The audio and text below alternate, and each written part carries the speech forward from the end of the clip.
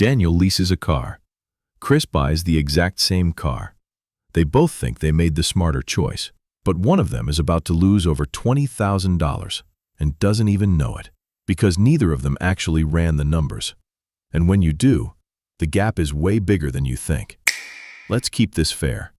Daniel and Chris both make $55,000 a year. They both want the same car, a $25,000 sedan, same model, same trim, same color. They walk into the same dealership on the same day. The only difference is what they sign. Daniel signs a 36-month lease, $1,500 due at signing, $249 a month. The salesman tells him it's a great deal. Low payment, brand new car, full warranty. And in 3 years, he can just give it back and walk away. Simple, clean, no stress. At least, that's how it sounds. Chris takes a different route. He gets a 60-month loan at 6% interest, $2,500 down, $435 a month. That's $186 more every single month, and he feels it immediately. Day 1, Daniel's payment is lighter. Chris feels like he's overpaying. Daniel drives off thinking he outsmarted the system. But here's what he doesn't understand yet. Every dollar Chris spends is buying him ownership. Every dollar Daniel spends is just renting. And that difference becomes massive over time. For 3 years, Daniel is living the dream. Brand new car, no repair stress, everything under warranty. His only costs? Payment, insurance, gas. No surprises. Chris? He's paying $435 a month and watching his car lose value in real time. The moment he drove off the lot, his $25,000 car dropped to about $22,500. After year 1, around $19,000. After year 2, about $16,500. Meanwhile, he still owes around $18,000. That means he owes more than the car is worth. That's called being underwater. And it feels terrible, like you're throwing money into a hole. Everyone sees this, and it looks obvious. Daniel made the smarter move. But now watch what happens next. After 3 years, Daniel paid $1,500 down. $249 times 36 equals $8,964. Total, $10,464. Chris paid $2,500 down. $435 times 36 equals $15,660. Total, $18,160. Daniel spent $7,696 less. On paper, Daniel is winning. But this is where everything flips. Daniel's lease ends. He has 3 options. Buy the car for around $13,000 to $15,000. Walk away. Or lease again. Like most people, he leases again. New car. New contract. Another $1,500 down. Another $249 a month. He resets the game. Chris? He's halfway through his loan.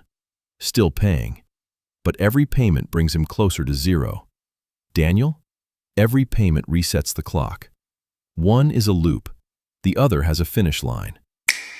Month 60. Chris makes his final payment. That's it. No more car payments. He owns the car. From now on, he only pays insurance, gas, and maintenance. Maybe $100 to $150 a month. Daniel? Still paying $249. Every single month. And at this point, he doesn't even question it anymore. That's the trap. Leasing turns car payments into a lifestyle. Now let's check the score at year 6. Daniel. Lease 1 to $10,464. Lease 2 to $10,464. Total, $20,928. Owns nothing. Chris. Total spent, about $28,600. But now, he owns a car worth around $9,000 to $11,000. So his real cost? around $18,000 to $20,000.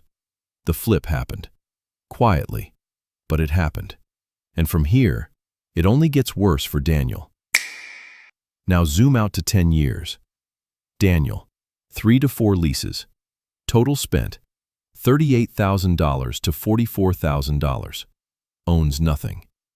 Chris, loan plus maintenance. Total, $38,000 to $42,000. And he still owns a car worth $3,000 to $5,000. The difference? $15,000 to $20,000 on just one car. Now multiply that across your life. 3, 4, maybe 5 cars. That's a 6-figure difference in wealth.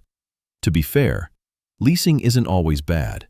If you own a business, there can be tax advantages.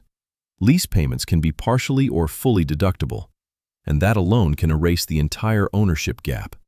If you drive luxury cars, staying under warranty can save you a lot. And if you actually invest the $186 you save every month, you could come out ahead. But let's be honest, most people don't invest that money. They spend it. For the average person, driving an average car, buying and holding wins.